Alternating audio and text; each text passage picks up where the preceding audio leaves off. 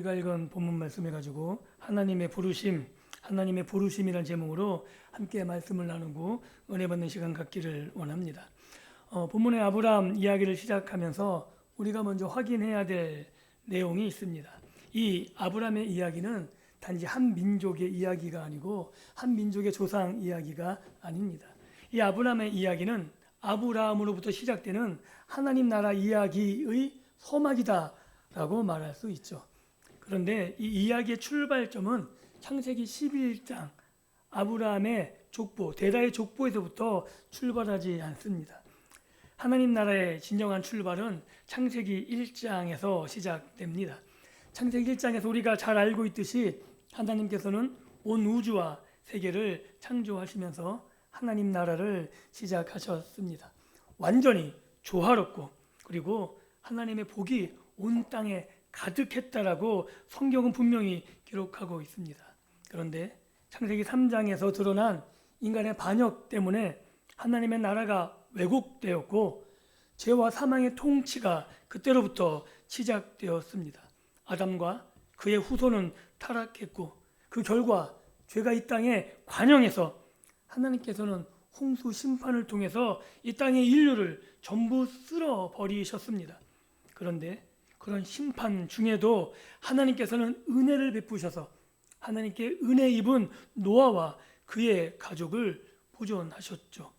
그러나 노아와 그 후손마저도 타락했고 그 후손들은 바벨탑이라는 거대한 반역의 성을 쌓으며 하나님께 맞섰다라고 성경은 기록하고 있습니다. 바벨탑, 지난 시간에도 우리가 살펴보고 이야기 드렸듯이 그것은 거대한 지구라트, 신전의 모형을 하고 있고 인간이 그 탑을 통해서 신을 끌고 와 자신의 뜻대로 통치하고 싶은, 그래서 창세기 11장에 기록된 대로 자기 이름을 내기 위해서 그 탑을 쌓았다라고 성경은 기록합니다. 바벨탑의 욕망이 지배하던 그 시대, 힘이 정의가 되고 높은 것이 오로지 자신의 이름을 내는 그러한 상황이 되고 성공과 축복이라 여겨지던 그 시대, 바로 그 시대가 인간 편에서 보면 아담 인류 역사의 가장 정점에 달한 순간이다 라고 말할 수 있죠. 오늘날에 보면 오늘날처럼 과학과 문명이 발달하지 않았을 시대입니다. 그러나 스스로 자기 이름을 온 땅에 내겠다는 광후한 이야기를 할 만큼 그 시대에는 인간의 능력이 절정에 달했다라고 할 수 있을 때입니다. 그런데 오늘 창세기 11장 그 화려한 문명의 뒤편 데라의 장막 안에는 깊은 침묵과 한숨이 감돌고 있습니다. 성경은 이 가문의 족보를 아주 건조하게 나열하다가 갑자기 비극적인 한 문장에 멈춰섭니다. 그 문장은 11장 30절에 기록된 사례는 임신하지 못함으로 자식이 없었더라 라는 기록입니다. 오늘 본문 창세기 11장 후반부에 이 짧은 문장 속에 담긴 절망의 무게가 느껴지십니까? 지금은 자식을 결혼한 부부가 안 낳기로 합의하면서 그냥 부부끼리 살아도 전혀 문제가 되지 않는 시대입니다. 그래서 이 짧은 문구가 얼마나 절망적인 상황인지 잘 모르는 것 같습니다. 고대 사회에서 자식이 없다는 것은 단순히 대가 끊긴다는 의미를 넘어섭니다. 그건 창세기만 보아도 그렇습니다. 생육하고 번성하라는 하나님의 창조 축복이 차단됨을 의미합니다. 곧 생명의 문이 닫힌 저주의 상태, 이 상태를 지금 아브라함과 그 아내 사라가 겪고 있다는 사실이죠. 아브라함과 사라의 불임은 당시 바벨론 탑을 쌓으며 하나님을 떠난 인류 전체가 맞이한 영적 불임의 상태를 아주 상징적으로 보여주고 있다라고 해도 틀리지 않을 겁니다. 인간은 끊임없이 번성하려 했지만 그 결과는 창세기 11장에 바벨탑을 쌓은 결과 하나님께서 흩으셨고, 그래서 흩으심과 단절로 그 막이 인간의 원대한 포부가 막이 내렸다라고 성경은 말하고 있습니다. 아브라함의 아버지 데라는 이 죽음의 그림자를 피하고자 고향 갈대아 우르를 떠났습니다. 그러나 약속의 땅 가나안까지는 가지 못하고 도중에 하란이란 도시에 주저앉고 맙니다. 하란은 데라가 우르에서 먼저 떠나보낸, 우리가 오늘 본문에서 읽었듯이 우르에서 먼저 떠나보낸 아들의 이름이기도 합니다. 아마도 데라는 그곳에서 죽은 아들의 흔적을 붙잡고 과거의 슬픔에 안주하고 싶었는지도 모릅니다. 그렇게 역사의 수레에 박히는 슬픔과 허무에 빠져서 아무것도 할 수 없고 앞으로 나아가지 못하는 그런 상태에서 멈춰버린 듯하게 보여집니다. 바로 그 절망, 막다른 골목, 인간의 힘으로 더 이상 어찌할 수 없는 그 끝자락에서 하나님의 음성이 들려옵니다. 그 음성은 절망으로 점철된 인간 역사의 밤을 찢어버리는, 그리고 하나님의 나라의 새벽을 여는 언약의 말씀이라고 오늘 성경은 말하고 있죠. 그래서 그 말씀은 우리를 첫 번째 주제로 이끌어 갑니다. 우리가 함께 살펴볼 첫 번째 주제는 이겁니다. 떠남의 소명. 그리고 그 떠남은 단지 우리에게만 명령한 떠남이 아니고 먼저 하늘 보좌를 버리고 이 땅에 보내주신 그 아들의 운명 또한 이곳에서 보여주고 있다는 사실이죠. 여호와께서 아브라함에게 이르시되 너는 너의 고향과 친척과 아버지의 집을 떠나 내가 내게 보여줄 땅으로 가라. 이것이 떠남의 명령이고 아브라함의 소명입니다. 사랑하는 성도 여러분, 이 명령이 얼마나 가혹하고 두려운 것인지 상상되십니까? 제가 아브라함 이야기 할 때마다 말씀드리지만 저도 잘 상상이 가지 않습니다. 왜냐하면 오늘 우리 시대의 문화와 과학으로 보면 그냥 이주한다는 것, 장소를 이주한다는 것은 별 문제가 되지 않는 명령으로 볼 수 있기 때문입니다. 그러나 성경 당시 고대 근동 사회에서 고향과 친척과 아버지의 집은 한 개인의 생존을 지켜주는 유일한 울타리. 왜냐하면 치안이란 게 없잖아요.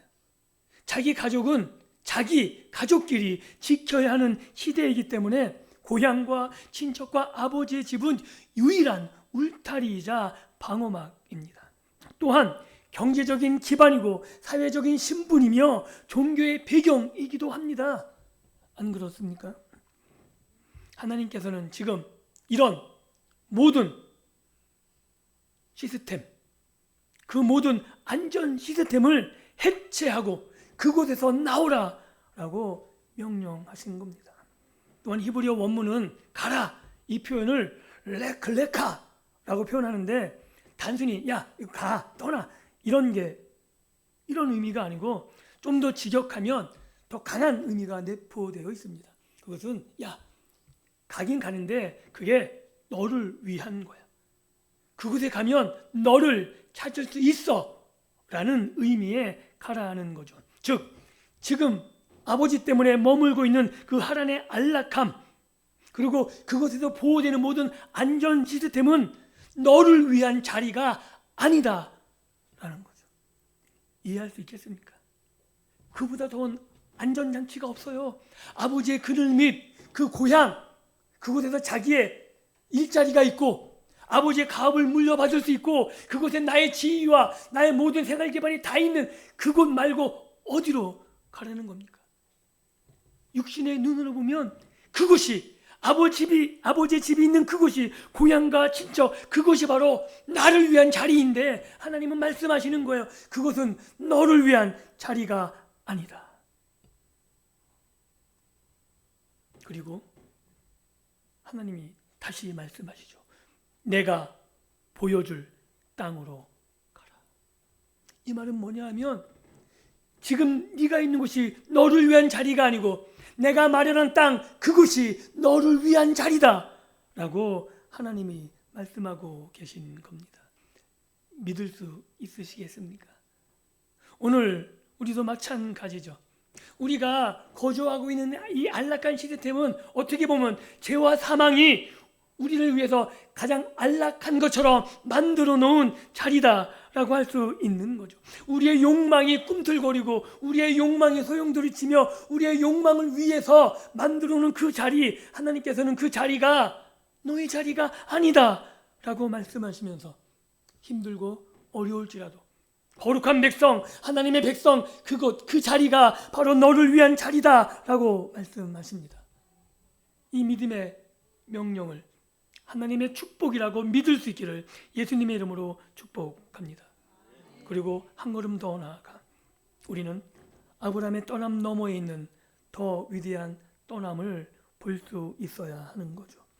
아브라함이 하나님의 부르심을 받아 지상의 고향, 아버지의 집을 떠났다면 우리가 우리 주님으로 고백하는 우리 구주 예수 그리스도는 우리를 구원하기 위해서 영원한 하늘의 고향과 그 아버지 성부로부터 그 성부의 품을 떠나셨다라고 성경은 기록하고 있습니다.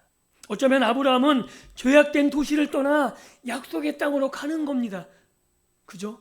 어려움이 있어도 우리가 볼 땐, 믿음의 눈으로 볼 땐 축복의 자리인 거죠. 그런데 예수님은 거룩한 하늘 보좌를 떠나 죄악이 관영한 이 땅, 이 낮은 곳 말구유 자리로 친히 오셨다라고 성경은 기록합니다. 아브라함은 자신이 살기 위해 떠났지만 우리 구주 예수 그리스도는 우리를 살리기 위해 죽음의 땅으로 내려오셨습니다. 아브라함의 떠남이 믿음의 모험이었다면 예수님의 떠남은 사랑의 희생이었다라고 말할 수 있는 겁니다.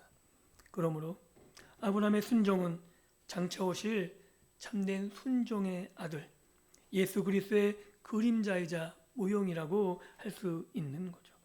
아브라함에게 떠나라고 명령하신 하나님께서 오늘 우리에게 세상을 떠나 거룩한 삶으로 나아가라고 하시는 이 부름이 가능한 이유는 단지 전능자이기 때문에, 단지 창조주이기 때문에 명령하시는 것이 아니라 먼저 자신을 비우시고 영광의 자리를 떠나보낸 그 아들이 있었기에 우리에게 명령하실 수 있는 겁니다.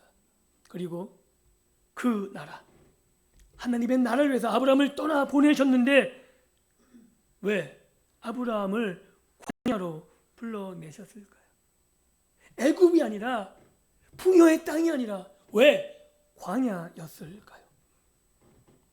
2절의 약속을 주목해 보아야 합니다. 제가 2절 말씀 읽습니다. 내가 너로 큰 민족을 이루고 내게 복을 주어 내 이름을 창대하게 하리니. 여기서 말씀하시는 큰 민족이란 것은 세상의 제국, 그 당시에 애굽, 이집트, 오늘의 미국, 16세기, 17세기 바다로 해양으로 전 세계를 지배했던 영국, 이런 제국을 말하는 것이 아닙니다. 바벨탑을 쌓았던 그 당시에 세계 민족들은 우리 이름을 내자며 벽돌을 쌓았습니다. 그렇죠? 그것은 힘과 착취로 세운 아담의 인류의 나라, 가인의 후예들이 세운 힘의 정복의 결과였습니다. 하지만 아브라함을 통해서 하나님께서 세우고자 하시는 나라는 창세기 16장 19절에 기록한 대로 의와 공도가 강물처럼 흐르는 나라입니다. 하나님이 꿈꾸신 큰 민족은 강한 군사력을 가진 나라가 아닙니다. 하나님을 경외하여 가난한 자를 돌보며 정의가 넘실거리는 나라, 하나님의 성품이 통치 원리가 되는 사회를 이루는 것, 하나님이 꿈꾸시고 첫 창조 때 생육하고 번성하고 온 땅에 하나님이 가득한 사회, 세상, 이것이 하나님이 꿈꾸시는 나라입니다. 바로 이 큰 민족의 약속은 역사 속 이스라엘, 아브라함의 후예들을 통해서 일시적으로 다윗 시대 때, 솔로몬 시대 때 잠깐 성취되었지만 그들은 결국 실패했습니다. 이것이 구약의 역사입니다. 아브라함과 그의 후손을 통해 세워질 이스라엘 나라는 의와 공도를 행해서 이 땅에서 하나님 나라를 보여주어야 했죠. 하나님이 그들을 그렇게 부르신 거예요.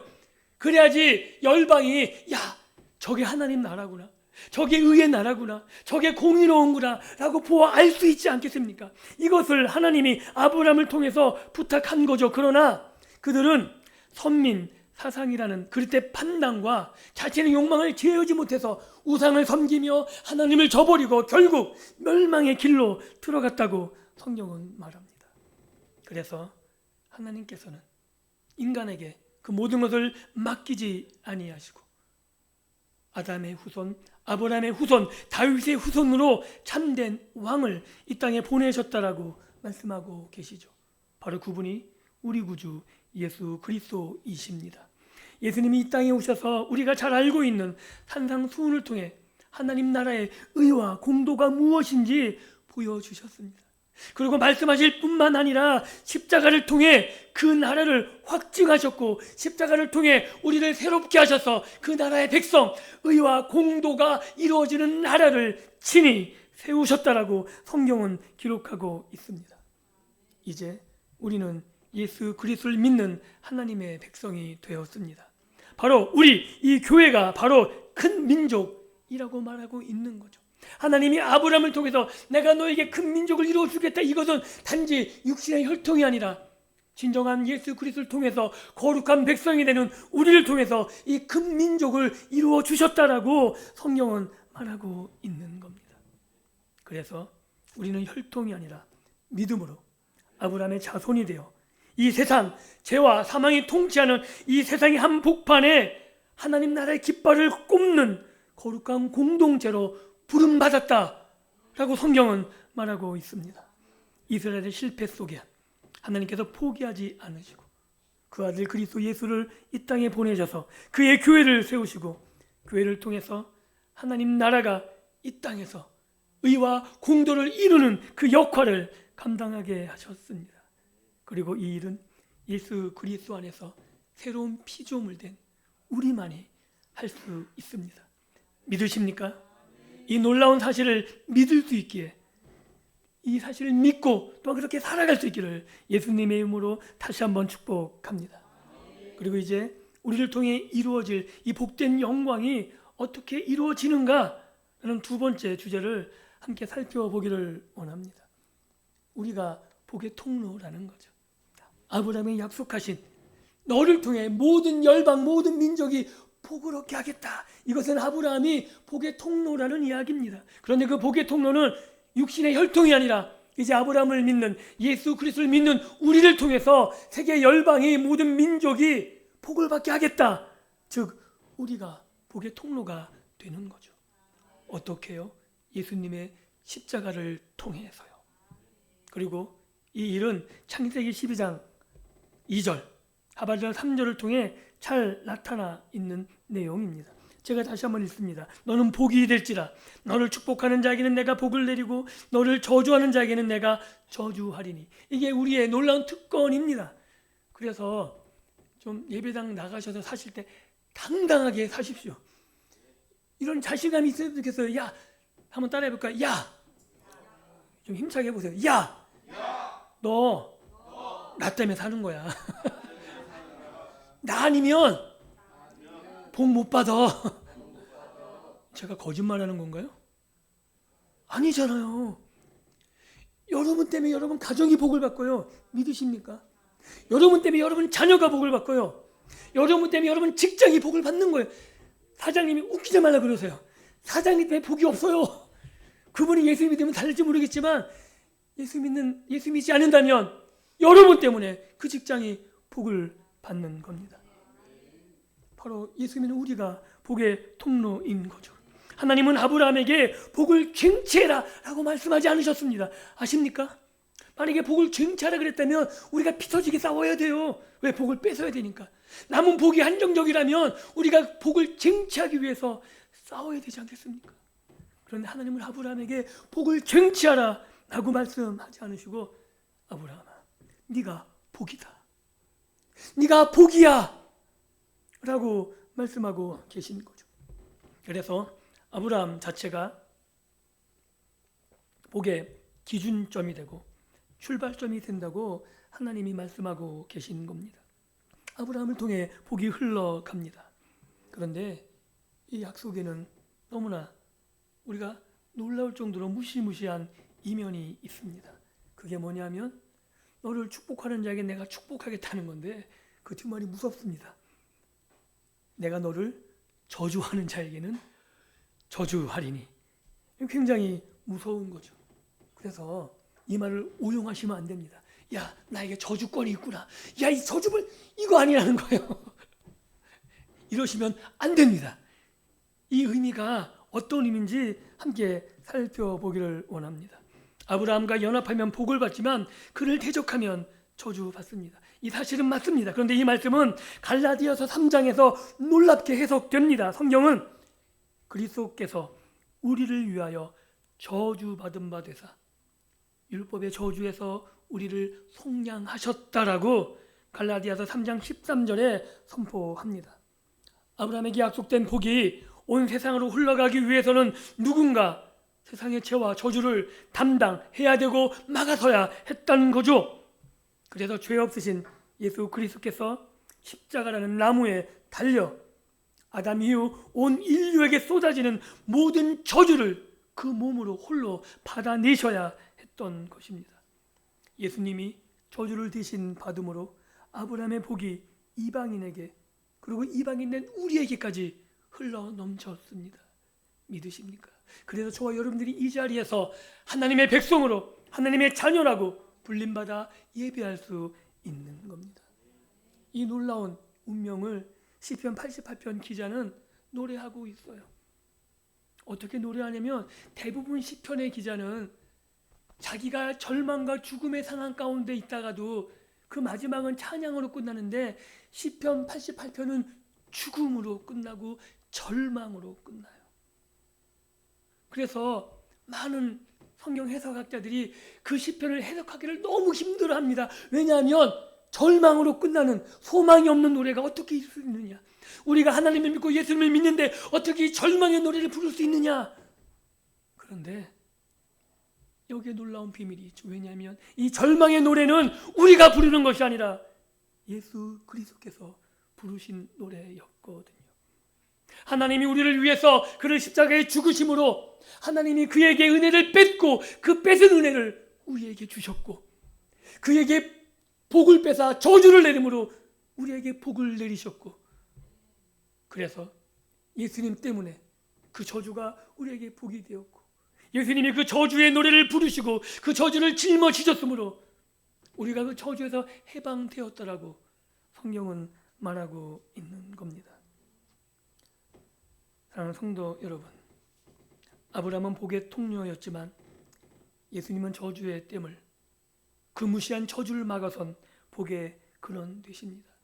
실제로 아브라함을 통해 명령하셨지만 그 핵심은 예수 그리스도임을 우리는 믿을 수 있어야 하는 겁니다. 아브라함이 땅의 모든 족속이 너로 말미암아 복을 얻을 것이라 약속받았다면 예수님은 자신의 피로 그 약속을 성취하셨습니다. 바로 이것이 복음입니다. 우리가 받은 복은 공짜가 아닌 거죠. 그래서 이 복음은 값싼 복음이 아닙니다.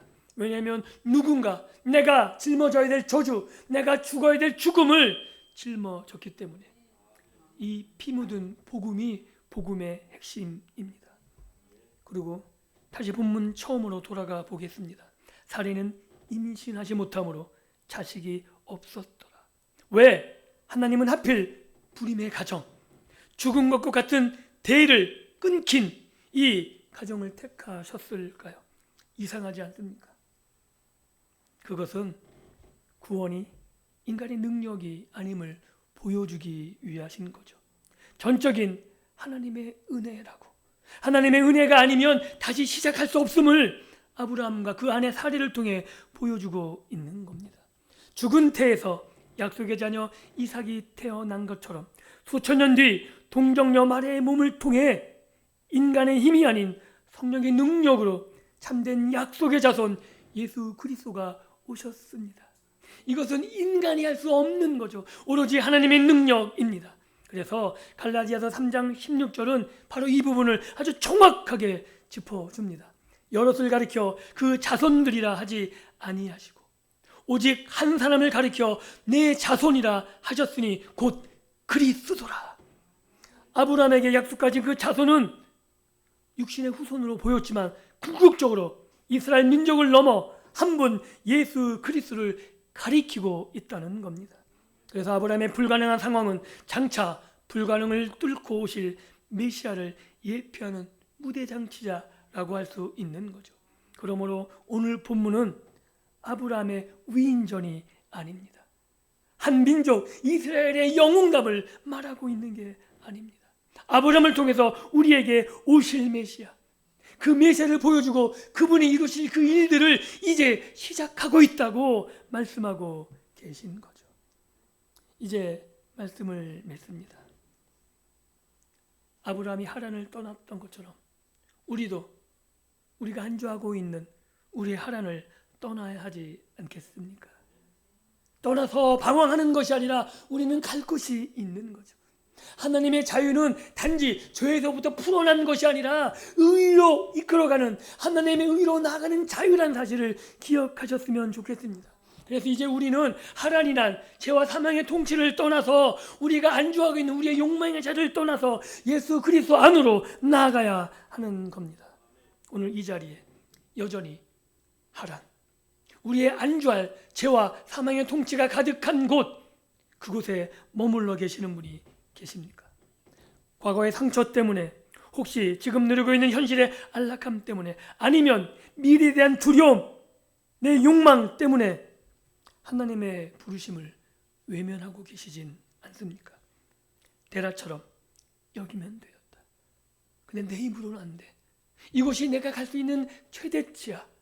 다시 이곳에서 내 삶을, 내 평안함을 꿈꿀 거야 라고 말하면서 주저앉아 계시진 않습니까? 그때 하나님이 말씀을 통해 우리에게 도전하십니다.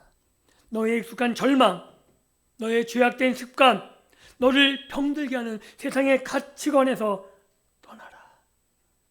죄와 사망의 통치 그 눈에서 떠나 이제 내가 너에게 보여줄 땅, 예수 그리스도 안으로 들어와라 라고 말씀하고 계십니다. 두려워하지 마십시오. 아브라함은 갈 바를 알지 못하고 떠났지만 우리는 갈 곳을 분명히 알고 있기 때문입니다. 우리의 목적지는 젖과 꿀이 흐르는 가나안 땅의 실체, 하나님 나라의 실체이신 예수 그리스도입니다. 그래서 예수 그리스도 안에 있으면 우리가 어디에 있든지 어떤 상황에 있든지 참된 안식을 누릴 수 있습니다. 그리고 그곳에 영원한 기업이 있습니다. 주님은 아브라함에게 너는 복이 될지라 라고 말씀하셨습니다. 그리고 이제 그리스도 안에 있는 여러분이 이 아브라함의 약속의 후손으로 동일한 말씀을 받습니다. 너는 복이다. 한번 따라해 보실까요? 나는 복덩어리다. 그러니까 누굴 만난지 까불면 얘기하세요. 까불고 있어. 나 때문에 복 받는 줄 알아. 이 자신감을 가질 수 있기를 바랍니다.